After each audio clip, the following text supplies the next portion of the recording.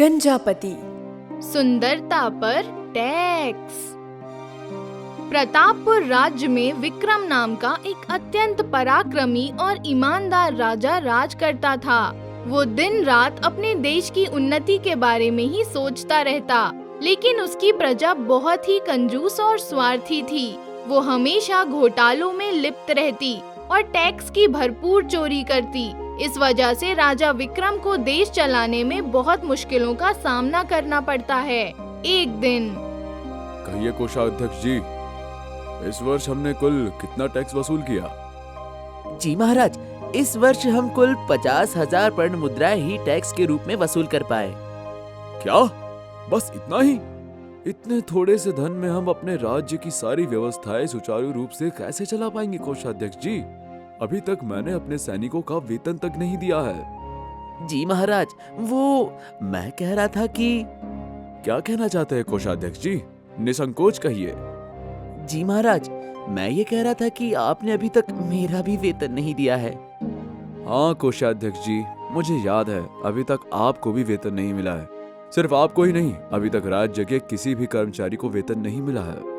अगर ऐसा ही चलता रहा तो एक दिन मुझे भी राजपाट छोड़कर घर घर घूम भिक्षा मांगनी पड़ जाएगी। आप चिंता मत कीजिए महाराज, इस समस्या का कोई ना कोई समाधान अवश्य निकल आएगा। इसी आशा में जैसे तैसे मैं यह राज्य चला रहा हूँ कोषाध्यक्ष जी, लेकिन अब मेरा भी धैर्य टूट रहा है। टैक्स के अभाव में राज्य की कोई भी उन्नति नहीं हो पा रही है। सड़कें, चिकित्सालय, विद्यालय सब वैसे की वैसे ही हैं, जैसे वर्षों पहले थे। कितने तो खंडर बन गए हैं। नए विद्यालयों की स्थापना तो दूर की बात, मैं उन खंडरों का भी पुनर्निर्माण नहीं कर पा रहा हूँ। हे ईश्वर, ना जाने यह सब कब तक चलेगा। अत्यधिक चिंता के कारण राजा विक्रम के दिल पर एक धक्का सा लगता है और वो वहीं पर अचेत होकर गिर पड़ता है। महाराज! अगले दिन राजा विक्रम रूप बदलकर अपनी प्रजा के बीच जाते हैं, जहाँ पर बाहर देश से आया एक घोड़े का व्यापारी एक अस्तबल के मालिक गोपू को अपने घोड़े बेच रहा था। ये लो गोपू अपने घोड़े, इसका मूल्य 1000 पर्ण है और 50 पर्ण टैक्स के। मुझे कुल 1050 पर्ण दे दो। आज ही राजकोष में जमा करा देता हूँ, नहीं तो दंड मिलेगा। अरे महोदय, लगता है आप इस राज्य में नए नए आए हैं अपने घोड़े बेचने, तभी यहाँ का कानून आपको नहीं पता। यहाँ पर कोई टैक्स वैक्स नहीं देना होता है। कैसी बात करते हो गोपू? मैं तो जिस भी राज्य में अपने घोड़े बेचने जाता हूँ, वहाँ मुझे अपनी कमाई का कुछ हिस्सा टैक्स के रूप में जमा करना पड़ता है। तभी तो मैं तुम्हें पहचान गया व्यापारी कि तुम यहाँ अभी नए नए आए हो अपने घोड़े बेचने। तुम हंस रहे हो गोपू? क्या तुम्हें अपने राजा से डर नहीं लगता? टैक्स चोरी के अपराध में वो तुम्हें कठोर दंड दे सकते हैं। तुम उसकी चिंता मत करो व्यापारी, हमारे राजा विक्रम बहुत ही भोले हैं। वो हम प्रजावासियों से बहुत प्यार करते हैं, वो हमें कोई दंड नहीं देंगे। इसलिए तो हम अपने टैक्स का धन आसानी से बचा पाते हैं। अगर कोषाध्यक्ष तुमसे इन घोड़ों के बारे में पूछताछ करेंगे तब? मैं उनसे कह दूंगा कि मैंने घोड़ों को केवल 100 पर्ण में ही खरीदा है। तब बहुत होगा तो मुझे अधिक से अधिक 5 पर्ण ही टैक्स चुकाने पड़ेंगे। वाह, ऐसा राज्य और ऐसा राजा सबको मिले।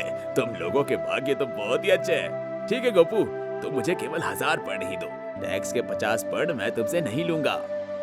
ये लो व्यापारी, कुल 950 पर्ण गिन लो, बराबर है ना? व्यापारी पर्ण मुद्राएं गिनने लगता है और देखता है कि गोपू ने उसे केवल 950 पर्ण मुद्राएं ही दिए हैं। ये तो केवल 950 पर्ण ही है गोपू। इस घोड़े का दाम 1000 पर्ण है। अभी मुझे 50 पर्ण मुद्राएं और चाहिए। और मैंने जो तुम्हारे टैक्स का 50 पर्ण बचाया था, उसका क्या? 50 पर्ण मैंने उसी का काटा है। मैंने टैक्स बचाकर पहले तुम्हारा फायदा कराया, अब तुम मेरा फायदा कराओ। इसमें मेरा फायदा कैसे हुआ गोपू? मैं कुछ समझा नहीं। अरे जल्दी यहाँ से भागो व्यापारी, अगर कोषाध्यक्ष ने तुम्हें देख लिया तो लेने के देने पड़ जाएंगे। व्यापारी गोपू को घोड़े बेचकर फटाफट वहाँ से भाग जाता है। राजा विक्रम एक पेड़ के पीछे छिपकर ये सब देखता रहता है और बहुत दुखी होता है। आगे बढ़ने पर एक बनिया घीसू लाल और उसका मुनीम। और मुनीम जी, इस वर्ष हमने कितना धन कमाया?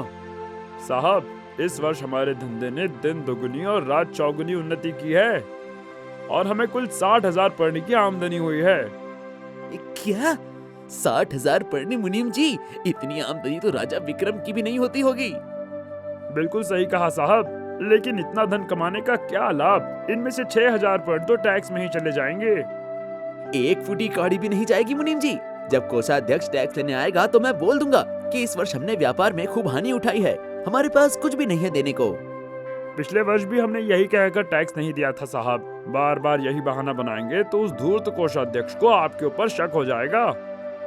कोई शक वक नहीं होगा मुनीम जी। मैं काम करता हूँ, अपने दुकान में थोड़ी सी आग लगा देता हूँ, फिर बोल दूंगा कि दिवालिया हो गया, तब तो मैं टैक्स देने से बच जाऊंगा ना मुनीम जी। क्या बात है साहब, आपकी बुद्धि का तो कोई जवाब नहीं। इसलिए कहा गया है ना कि बनिया बुद्धि कभी हानि नहीं झेलता है। राजा विक्रम ये सब सुन बहुत दुखी और उदास हो जाता है। उसे अपनी आंखों पर विश्वास नहीं होता। जिस प्रजा को उसने अपने बेटे बेटियों की तरह प्यार किया, दिन रात उसी की चिंता में सोया जागा, वही प्रजा उसके पीठ में खंजर भोंक रही थी। वो दुखी स्वर में बोला, हे भगवान, मैंने अपने प्रजा को हमेशा तेरा के रूप में ही समझा, उनके हर सुख दुख का ख्याल रखा और उन्हें कभी भी कोई कमी नहीं होने दी, और उन्होंने उसके बदले मुझे ये दिन दिखाया। चलो मेरा नहीं तो कम से कम अपने देश के बारे में तो कुछ सोचा होता। बिना टैक्स के आज देश की सारी व्यवस्थाएं चरमराई हुई है, लेकिन इनके लिए तो अपने देश से बढ़कर अपना स्वार्थ है। राजा विक्रम इसी सोच विचार में डूबे हुए बढ़ते बढ़ते जंगल के बीच एक गुफा के पास पहुंच जाते हैं, जहां एक साधु ध्यान कर रहा होता है। राजा विक्रम उस साधु से, प्रणाम मुनिवर, मैं इस राज्य का राजा विक्रम हूँ। आइए राजन, मुझे पता है कि आप अपने खाली राजकोष को लेकर चिंतित हैं। आपने ठीक समझा मुनिवर, धन के अभाव में राज्य के सारे कर्मचारियों को मैं वेतन तक नहीं दे पा रहा हूँ। जन कल्याण के लिए बने विद्यालय, औषधालय आदि सब खंडर में बदल चुके हैं। अब आप ही कोई राह दिखाइए मुनिवर। साधु मुस्कुराता हुआ बोला, राजन, टैक्स की चोरी लोग अपने लालच की पूर्ति के लिए, अपने द्वारा निर्मित असीमित इच्छाओं की पूर्ति के लिए करते हैं। जितना अधिक हो सके उतना अधिक संग्रह करना यह हर लालची मनुष्य का परम स्वभाव है। जिस प्रकार लोहा ही लोहे को काटता है, उसी प्रकार एक इच्छा को दूसरी इच्छा के द्वारा, जो उससे भी बड़ी हो, उसी के द्वारा नष्ट किया जा सकता है। मैं कुछ समझा नहीं मुनिवर। राजन, आप अपने राज्य के सभी प्रकार के टैक्सों को हटाकर केवल एक टैक्स लगाइए। वो टैक्स होगा सुंदरता पर। क्या कहा मुनिवर? सुंदरता पर टैक्स? हाँ राजन, सुंदरता पर टैक्स। राज्य का कोई भी नागरिक स्वयं को कुरूप नहीं कहलवाना चाहेगा, विशेषकर कि स्त्रियां। तुम सारे राज्य में यह घोषणा करवा दो कि राज्य का हर व्यक्ति अपने स्वयं की सुंदरता की मात्रा में राजकोष में टैक्स जमा करवा दे। जिसका टैक्स अधिक होगा वो व्यक्ति राज्य का सबसे सुंदर नागरिक माना जाएगा और उसे पुरस्कार स्वरूप राजा विक्रम की कीमती अंगूठी दी जाएगी। राजा विक्रम को साधु की ये सलाह बहुत अच्छी लगी। उसने साधु को धन्यवाद कहा और इस नए कानून को अपने राज्य में तत्काल लागू करने का निर्णय लिया। प्रतापपुर के इस नए टैक्स कानून की खबर सारे राज्य में आग की तरह फैल गई। चारों तरफ बस इसी की चर्चा होने लगी। अरे सुना भाग्यवान, हमारे राज्य में एक नया टैक्स कानून आया है। हाँ सुना है जी। उस बनिया की पत्नी सुनीता को तो पहले से ही अपनी सुंदरता पर बहुत घमंड था, लेकिन उस चुड़ैल पर कोई ध्यान नहीं देता था। इस कानून की मदद से तो वो चुड़ैल भी अधिक टैक्स देकर राज्य की सबसे सुंदर महिला बन जाएगी। नहीं नहीं, मैं ऐसा हरगिज नहीं होने दूंगी।